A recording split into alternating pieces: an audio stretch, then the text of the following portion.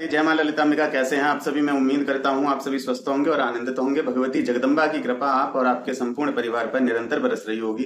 तो आज जो हम जानकारी लेके आए हैं वो इस विषय पर लेके आए हैं कि देखिए, व्यक्ति अपने जीवन में बहुत सारी साधनाएं करता है। कुछ गुरु के सानिध्य में करते हैं और कुछ लोग ऐसे हैं कि जो अपने आप खुद से ही साधनाएं करते हैं। कुछ लोग ऐसे होते हैं जिनको निर्देशन देने वाले व्यक्ति मिल जाते हैं तो वो उनके सानिध्य में कर लेते हैं। कुछ लोग ऐसे होते हैं कि बाजार से पुस्तकें खरीद लाते हैं और उनमें से नाना प्रकार की साधनाओं को करने लग जाते हैं। कुछ लोग ऐसे होते हैं कि साबर मंत्रों की साधनाएं करते हैं। कुछ ऐसे होते हैं जो वैदिक मंत्रों से साधना करते हैं। कुछ लोग ऐसे होते हैं जो बीज मंत्रों की साधना करते हैं। तो कुछ लोग ऐसे होते हैं जो पुराणोक्त मंत्रों की साधना करते हैं। आज हम एक चीज ये जानेंगे कि कैसी साधना में लोगों को सफलता बिना गुरु के प्राप्त हो जाती है और बिना गुरु के कौन कौन सी साधनाएं आप नहीं कर सकते हैं, और यदि आप उन साधनाओं को अगर बिना गुरु के करोगे तो आपका उसमें अनहित भी हो सकता है। आपको बहुत सारी समस्याओं का सामना भी करना पड़ सकता है। और किन साधनाओं को हम बिना गुरु के निश्चिंत होके कर सकते हैं और उसमें हमें सफलता भी मिल जाती है।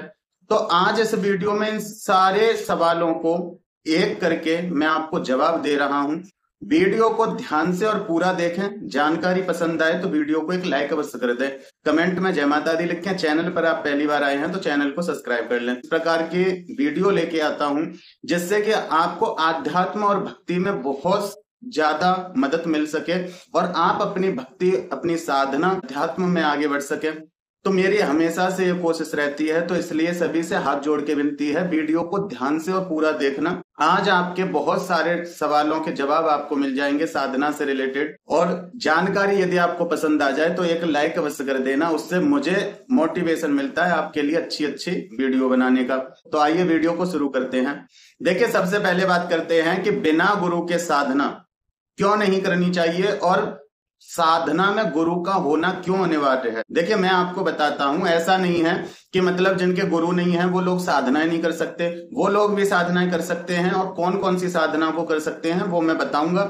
लेकिन पहले हम ये समझते हैं कि बिना गुरु के कौन सी साधनाएं नहीं की जा सकती, और बिना गुरु के अगर उन साधनाओं को किया जाएगा तो आपको उसका परिणाम भुगतना पड़ेगा। उससे आपका अनहित भी हो सकता है।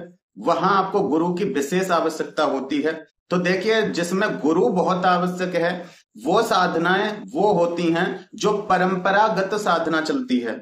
जैसे कि कोई एक संप्रदाय है, जैसे नाथ संप्रदाय है, अघोर संप्रदाय है, शैव्य संप्रदाय है, शाक्त संप्रदाय है, वैष्णव संप्रदाय है। ऐसे जो संप्रदाय होती हैं और उन संप्रदायों में जो सबसे पहले गुरु रहे होंगे, उन्होंने जिस प्रकार से उस शक्ति को प्रसन्न किया होगा तो उनकी वो परंपरा को गुरुजन फॉलो करते आते हैं।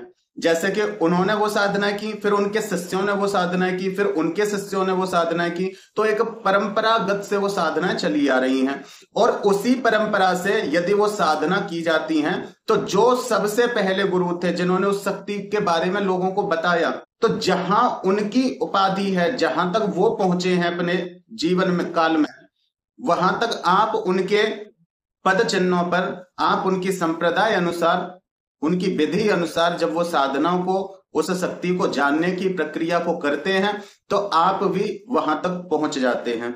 तो गुरु ये परंपरागत चलते हैं। मैं आपको छोटा सा एक उदाहरण दे देता हूं। जैसे श्री विद्या में आदि गुरु शंकराचार्य से परंपरा चल रही है और उसको गुरुजन फॉलो कर रहे हैं और वो अपने शिष्यों को, फिर वो अपने शिष्यों को इस प्रकार से उस दीक्षा को दे रहे हैं, उन विधियों को दे रहे हैं, उन मंत्रों को दे रहे हैं। तो ये जो क्रिया हैं, जो ये साधनाएं हैं जो एक परंपरा से चलती हैं, उनको बिना गुरु के नहीं करना चाहिए, क्योंकि अगर बिना गुरु के आप करोगे तो इसमें आपका बहुत अनिष्ट हो सकता है। क्यों हो सकता है वो मैं बताता हूं। देखिए, जहां वो शक्ति बैठी है, कोई भी शक्ति हो, किसी भी संप्रदाय की शक्ति हो, जहां भी वो शक्ति बैठी है, तो सबसे पहले जिसने उनको प्रसन्न किया, जो गुरु परंपरा में सबसे पहले आए, वो बिल्कुल उनके चरणों के पास बैठे हैं। और उन्हीं की परंपरा के जो बाकी शिष्यगण हैं, उन्होंने अपने शिष्यों को वो परंपरा दी, उनके शिष्यों ने अपने शिष्यों को दी, उनके शिष्यों ने अपने शिष्यों को दी, जो एक परंपरा चली आ रही है। तो उस परंपरा के अनुसार आपकी वहां एंट्री पक्की है। इसीलिए तो कहा जाता है पानी पियो छान के गुरु बनाओ जान के, कि हमारे गुरु किस संप्रदाय से हैं और हमें कहाँ पहुंचना है, कैसे जाना है। जब हमारे गुरु सही हैं तो आपको घबराने की जरूरत नहीं, फिर तो आपके गुरु आपका बेड़ा पार कर देते हैं। तो बिल्कुल भगवती या किसी भी देवी देवता के बिल्कुल चरणों के पास गुरु बैठे होते हैं। और जब आप धीरे धीरे साधनाएं करते हुए, ऐसा नहीं है कि देखिए एक साधना में उस शक्ति तक पहुंच जाओगे, नहीं, उस शक्ति तक पहुंचने के लिए बहुत साधनाएं हैं,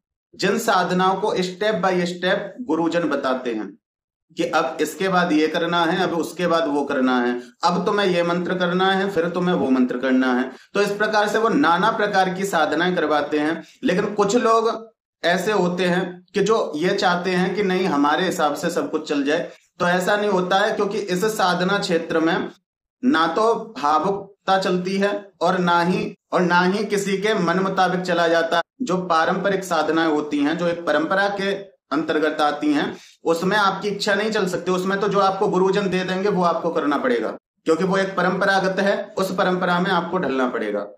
लेकिन जो एक ऐसे गुरु होते हैं जो किसी परंपरा से नहीं आते, वो अपनी भक्ति से चल रहे हैं, या उन्होंने अपने जीवन में किसी अपने इष्ट को प्रसन्न किया, या और कोई उन्होंने अपने जीवन में साधनाएं की, उससे उनको अनुभव हुए, उनसे उनको ज्ञान हुआ, उनसे उनको आगे बढ़ने की। क्योंकि परंपरागत गुरु की साधना में क्या होता है कि जैसे आपने एक स्टेज को पार किया, उसके बाद फिर दूसरा पड़ाव आएगा आपकी साधना का, फिर तीसरा पड़ाव आएगा। ऐसे करते करते आपको नए नए द्वारों में से प्रवेश होना पड़ेगा, और उन नए नए द्वारों पे बहुत सारी शक्तियां पहरा देती हैं। देखिए, वैसे मैं चाहूं तो श्री विद्या के हिसाब से भी आपको समझा सकता हूं, लेकिन फिर आप पूरी बात नहीं समझ पाओगे, क्योंकि श्री विद्या बहुत गुणतम है, बहुत रहस्यमयी है। मैं आपको बहुत सिंपल भाषा में समझा देता हूं। जैसे आपका मेन गेट है और आप सबसे अंदर बैठे हो, और आपके मेन गेट से आप तक पहुंचने के आपने कुछ द्वार नियुक्त कर दिए, चाहे 2 द्वार, 3 द्वार, 5 द्वार, जो भी कुछ नियुक्त कर दिए, और उस पर आपने अच्छा सा कोई चौकीदार बिठा दिया, और वो चौकीदार भी सामर्थ्यवान है, और आपने उनको एक आदेश दे दिया कि चाहे कोई भी आए, यदि उनके पास मुझसे मिलने का सर्टिफिकेट है, यदि उनके पास मुझसे मिलने के लिए प्रमाण है कि वो मुझसे मिल सकता है, तो उसको अंदर आने देना, नहीं तो मत आने देना, चाहे कोई भी हो। आपने ये स्ट्रिक्ट ऑर्डर दे दिया। अब ऐसे ही ऑर्डर आपने अपने हर मेन गेट के कर्मचारी को दे दिया कि भाई पहले पे तुझे ये मांगना है, दूसरे गेट पे कोई आ जाए पहले को पार करके भी तो तुम्हें वहां ये करना है, तीसरे पे ये करना है। मतलब इस प्रकार की परीक्षाएं, और बिल्कुल मेन एंट्रेंस पे आ जाए, जहां उसके बाद फिर कोई गेट नहीं है, मेन दरवाजे पे जब आ जाए, तब उसके पास देखना कि अंदर आने का पास है या नहीं, अंदर आने का पास है या नहीं। अब वो पास उसके पास होगा, मतलब सर्टिफिकेट होगा, तो वो रूम में अंदर एंटर कर सकता है, नहीं तो नहीं कर सकता, बिल्कुल नहीं कर सकता। अब यहाँ को ये कहे कि नहीं भगवान तो सब जानते हैं, भगवान को तो सब पता है, भगवान तो कह देंगे कि ये मेरा बच्चा है, तो देखिए ऐसा नहीं होता है। परंपरागत में ऐसा नहीं होता, कोई शॉर्टकट नहीं होता है परंपरागत दीक्षा में। यहाँ आपको इसी प्रकार से चलना पड़ता है। अंदर जो बैठा है उसे पता ही नहीं कौन आ रहा है कौन जा रहा है, उसने तो जिम्मेदारी सौंप दी, उसे नहीं पता कि क्या करना है क्या नहीं करना, वो टेंशन फ्री अंदर बैठा है आराम से। बस उसके तो जब डोर खुलेगा, और जब डोर खुल के आप एंटर होंगे, तो बस वो तो आपसे प्रेम करेगा, ना कोई परीक्षा लेगा, ना कोई वो आपसे कुछ पूछेगा, ना वो आपका पास देखेगा, कुछ भी नहीं देखेगा, वो तो केवल आप पे प्रेम लुटाएगा, क्योंकि तुम सारी सीढ़ियों को पार करते हुए उसके पास तक पहुंच गए। लेकिन उस मेन डोर में से एंटर कब हो पाओगे? जब आपके पास उस गुरु का प्रमाण पत्र होगा कि ये मेरा बच्चा है, इस परंपरा से आता है, ये साधनाएं करके ये यहां तक पहुंचा है। परंपरागत साधनाओं में पूछा जाएगा जब आप एंटर करोगे, भाई कहां से, किसके माध्यम से, भाई यहां तक कैसे पहुंचे, तो आपके पास एक गुरु का सर्टिफिकेट होगा कि हम इस परंपरा से आए हैं और इन गुरु के माध्यम से आए हैं। फिर देखा जाएगा आपका कि भाई हाँ फलाने फलाने गुरु उस परंपरा से आ रहे हैं, तो फिर आपको एंट्री दे दी जाएगी। अगर नहीं आपके पास कुछ है और आप केवल चलते जा रहे हैं, तो वहां आपकी परीक्षा, आपकी बहुत परीक्षा होगी, और वहीं तुम भटक जाओगे, और भटक के फिर सब छोड़ दोगे। इसलिए परंपरागत जो साधनाएं होती हैं उसमें गुरु का होना बहुत आवश्यक है, और गुरु होने ही चाहिए यदि आप साधना कर रहे हैं। लेकिन कुछ साधनाएं ऐसी हैं जिनमें किसी का होना आवश्यक नहीं, केवल आपका भाव और आपका प्रेम आवश्यक है, आपकी भक्ति आवश्यक है, आपका जाप आवश्यक है। वो कौन सी साधना है? वो है अपने इष्ट की साधना। जो भी आपके इष्ट भगवान है, चाहे वो माता रानी हो सकती हैं, वो हनुमान जी हो सकते हैं, वो भैरव जी हो सकते हैं, भगवान शिव हो सकते हैं, आपके जो सबसे फेवरेट भगवान है, वो आपके जो इष्ट हैं, आप उनकी साधना कैसे भी करो, उसमें कोई समस्या नहीं आती, कोई परेशानी नहीं आती, क्योंकि वहां आपके इष्ट भी वही हैं, आपके गुरु भी वही हैं, आपके मार्गदर्शक भी वही हैं, और आपको सफलता दिलाने वाले भी वही हैं, और सफलता दिलाने के बाद आपकी मनचाही इच्छाओं को पूरा करने वाले भी वही हैं। तो वहां आपको गुरु की इतनी आवश्यकता नहीं पड़ती है।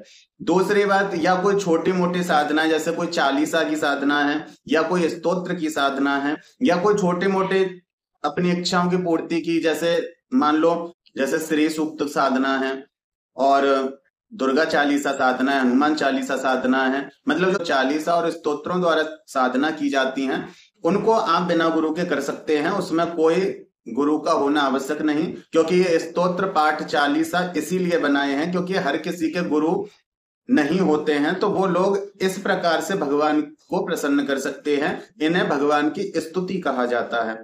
अब बात करते हैं बीज मंत्र। तो बीज मंत्र कौन कर सकता है, बीज मंत्र की साधना कौन कर सकता है? तो आप अपने इष्ट का बीज मंत्र कर सकते हैं, कोई समस्या बिल्कुल नहीं, आप बिल्कुल निश्चिंत होके कर सकते हैं, कोई दिक्कत नहीं आती, क्योंकि आपके इष्ट आपका पूरा ध्यान रखते हैं और समय पे आपका मार्गदर्शन करते हैं। बीज मंत्र और किसका जाप कर सकते हो? आप विद्यार्थी हैं तो मां सरस्वती का कर सकते हो, तो अपने इष्ट की बीज मंत्र आप साधना कर सकते हो, कोई समस्या नहीं आती।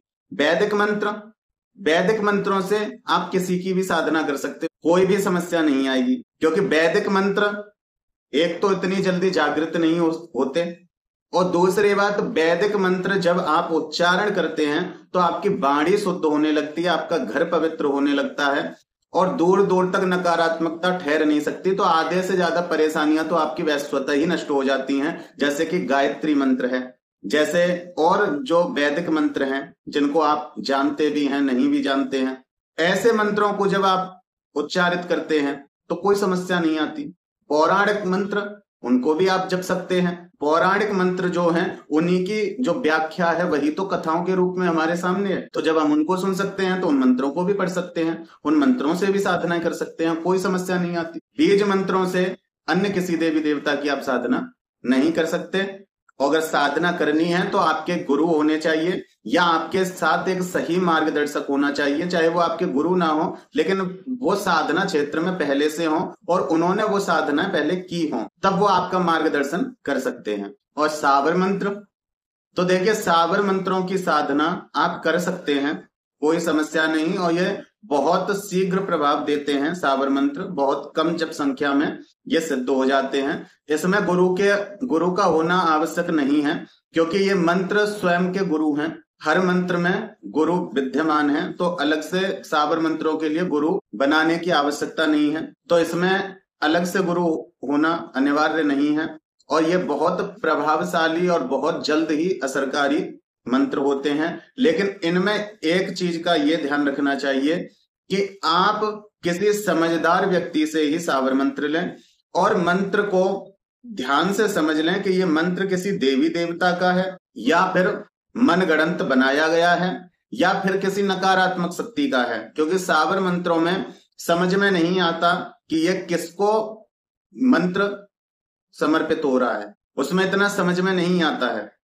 जैसे कि बीज मंत्रों में हम समझ जाते हैं कि ये फलाने देवता का मंत्र है, वैदिक मंत्र में भी समझ जाते हैं कि ये उन देवताओं का मंत्र है और इस मंत्र में ये बोला जा रहा है। लेकिन सावर मंत्रों को थोड़ा समझ पाना मुश्किल होता है, होती ये हिंदी है लेकिन थोड़ी भाषा शब्दों में उलट फेर होता है इसमें, तो ध्यान से सावर मंत्रों की साधना करें। ऐसा कुछ नहीं है कि आप नहीं कर सकते, सावर मंत्र खुद के गुरु हैं, उनमें हर मंत्र में गुरु गोरखनाथ की दुहाई है, माँ काली की दुहाई है, सिद्ध चौरासियों की दुहाई है, तो उनमें खुद के गुरु बैठे हुए हैं, विद्यमान हैं, तो सावर मंत्रों के लिए गुरु धारण करने की आवश्यकता नहीं पड़ती। गुरु धारण करने की आवश्यकता पड़ती है जब आप बीज मंत्रों की साधना करते हैं, गुरु धारण करने की आवश्यकता तब पड़ती है जब आप बहुत ज्यादा विषम परिस्थितियों में फंस गए हैं और आपके ऊपर बहुत सारे संकट हैं। तो गुरु पहले आपके उन संकटों को काटते हैं और कान के माध्यम से, फिर आपके कान के माध्यम से आपके शरीर में एक बीज डालते हैं।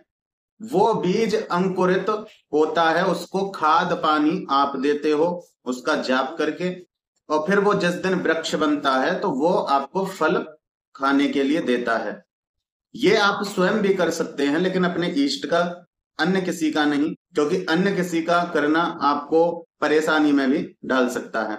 और जो परंपरागत साधनाएं होती हैं, जो गुरु परंपरा से साधना चलती हैं, उनके लिए तो आपको गुरु बनाने पड़ेंगे। उसमें कोई शॉर्टकट नहीं है और उसमें ऐसा नहीं है कि आपके भोलापन को देखा जाए या आपके बारे में ये सोचा जाए कि ये तो बच्चा है, या फिर मतलब जो भी आप इस जगह पे अपनी बात को फिट करने के लिए आप जो जो बहाना बना सकते हैं, वो कोई बहाना उस परंपरा में नहीं चलता, क्योंकि वो जितने भी गुरु परंपरा में अब तक आए हैं उन्होंने वो चीजें फॉलो की हैं, तो इसलिए उसमें आपकी ये चीजें नहीं चल पाएंगी।